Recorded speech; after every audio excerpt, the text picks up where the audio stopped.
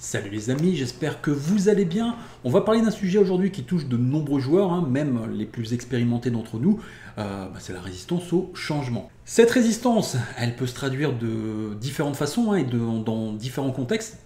Et donc on va essayer de décrypter aujourd'hui ce qui se passe dans notre cerveau et essayer de comprendre comment le poker peut aussi être un excellent terrain d'apprentissage pour surmonter ces résistances, parce qu'on va voir qu'elles se traduisent notamment dans le poker, quand vous jouez, mais également surtout dans la vie de tous les jours.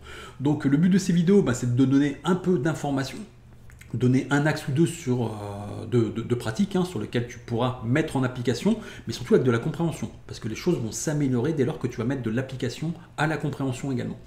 Si tu ne me connais pas, je m'appelle Mickaël Moutarde, je suis préparateur mental et je suis joueur de poker professionnel depuis 16 ans maintenant. On perd pas de temps, on y va, c'est parti.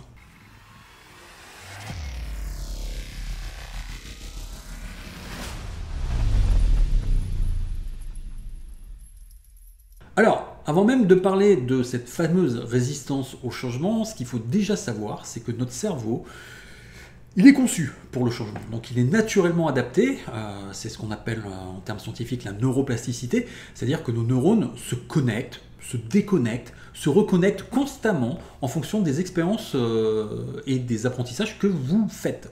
Donc quand je parle d'expériences et de nouveaux apprentissages, ça peut regrouper par exemple une lecture d'un livre, quand vous lisez un tiring, donc c'est un apprentissage théorique, quand vous regardez ne serait-ce qu'une vidéo comme celle-ci, mais ça peut aussi tout simplement être juste une expérience de la vie, une expérience de tous les jours.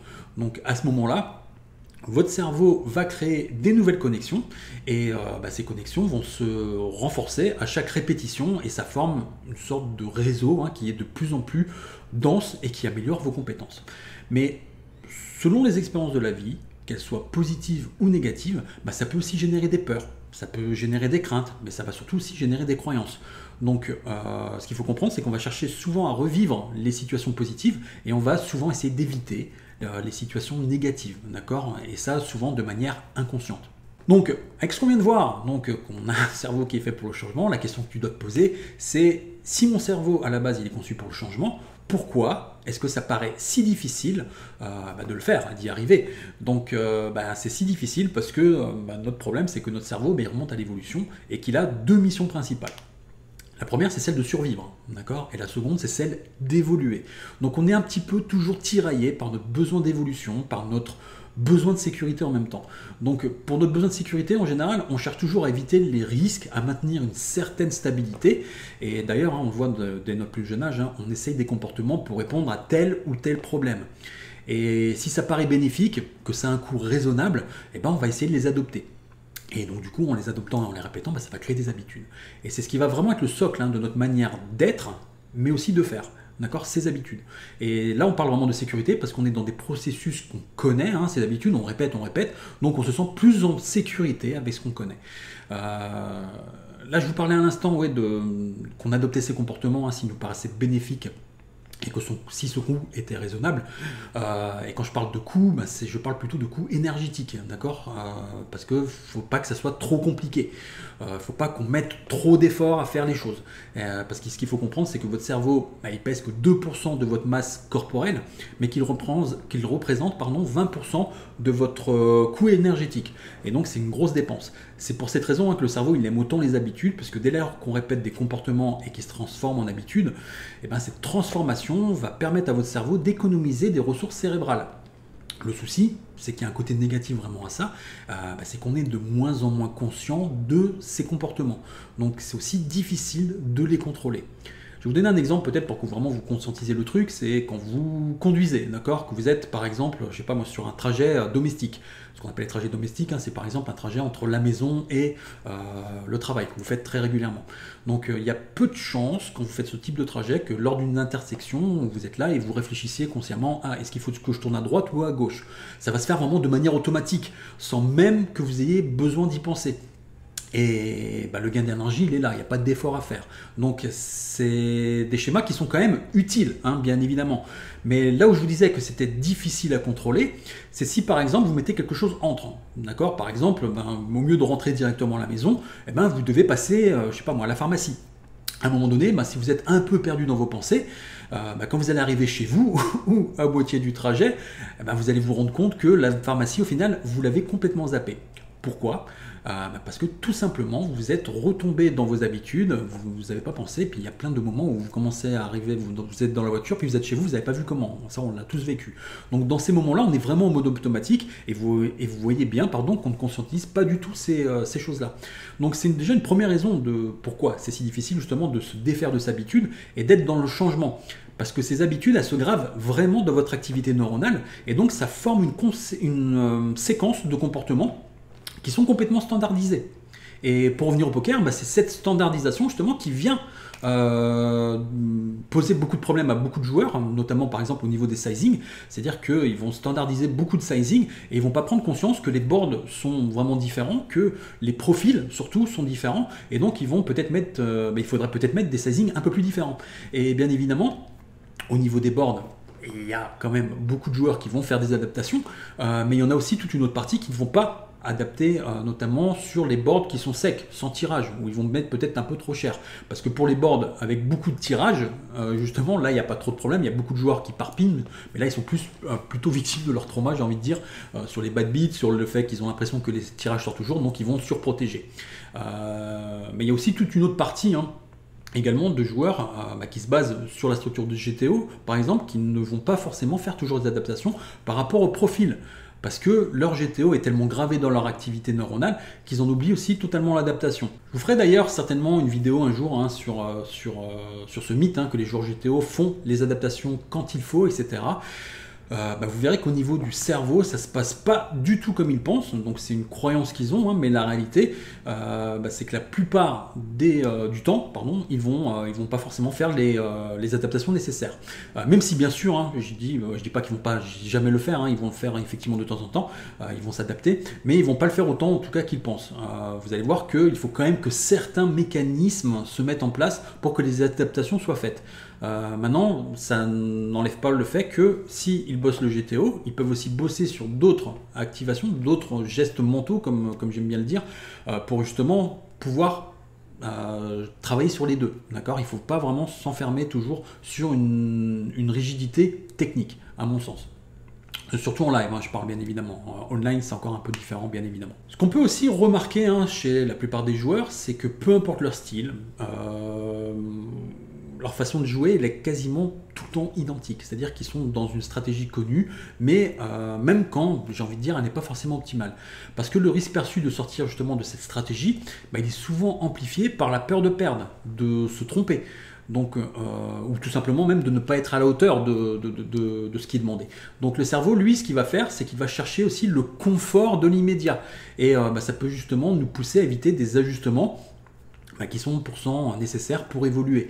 Et c'est la principale raison aussi pour laquelle vous voyez énormément de joueurs qui sont complètement OK techniquement, qui connaissent la théorie, mais quand vous les regardez ensuite jouer à la table, il y a un écart qui est juste colossal entre la théorie qu'ils connaissent et sa mise en application. Et plus vous avez de connaissances techniques, théoriquement, plus vous allez être en mesure justement de varier votre jeu. Mais le souci, c'est qu'il faudra aussi, et surtout, j'ai envie de dire, passer au-dessus des barrières psychologiques pour pouvoir le faire. Et il y a beaucoup de théoriciens justement qui ne sont pas toujours capables de le faire parce qu'ils sont bloqués par des mécanismes inconscients.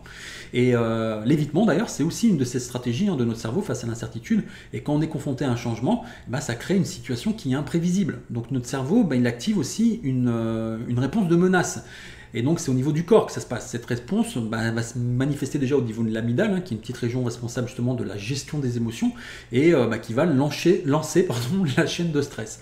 À ce moment-là, on va déclencher une chaîne de réaction qui peut nous amener à adopter des comportements qui peuvent être complètement différents, que ce soit en fait directement le combat, la fuite, ou carrément l'immobilisation. On aura l'occasion d'en parler dans d'autres vidéos. Mais voilà, il y a des différences vraiment de comportements qui vont s'opérer à ce niveau-là.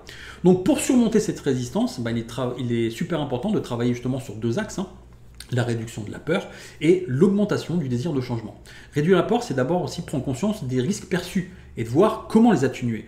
Par exemple, pour essayer en fait une nouvelle stratégie, vous pouvez déjà commencer à les intégrer dans des parties plus petites, avec un enjeu qui est plus faible. Ça permet en fait d'avoir une pression qui est moindre. Et votre cerveau, il va justement progressivement diminuer la sensation de risque.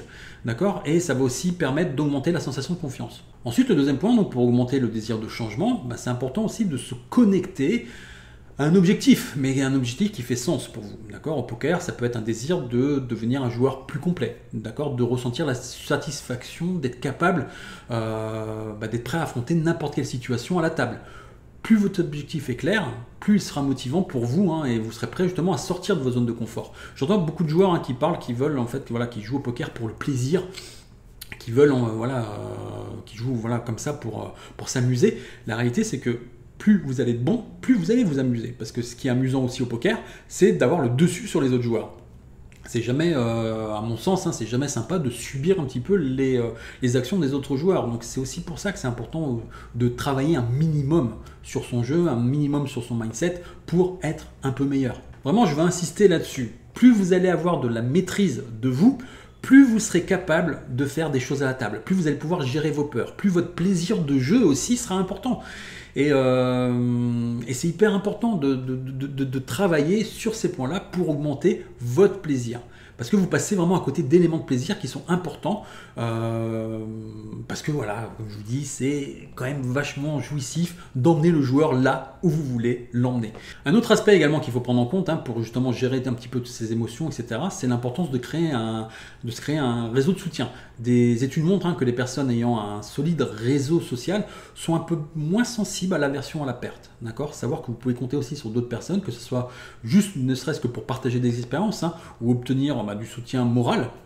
Et ça peut vous aider aussi à prendre un peu plus de risques et à surmonter la peur du changement. Et c'est justement aussi un des buts de ma formation, c'est de vous permettre de côtoyer des joueurs qui ont les mêmes problématiques que vous, avec qui vous pourrez partager justement vos expériences, vos ressentis, sans pour autant vous sentir jugé, puisqu'ils partagent un peu les mêmes sensations que vous, et ça vous offrira tout simplement un cadre de travail où vous vous sentirez un peu plus poussé pour travailler, et vous allez voir que tout ce qu'on a vu dans cette vidéo, on va le faire de manière plus poussée, avec des techniques aussi différentes pour travailler, des axes un peu plus pratiques sur ce sujet notamment, mais aussi travailler sur d'autres sujets, comme les débusquer les auto-arrangements, que l'on a justement pour nos habitudes.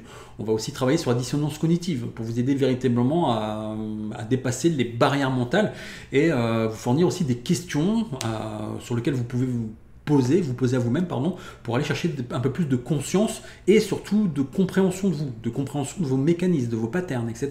Il y a quand même en fait une autogestion à réfléchir sur soi, sur comment on fonctionne, faire en fait vraiment un travail métacognitif, on appelle ça le travail métacognitif.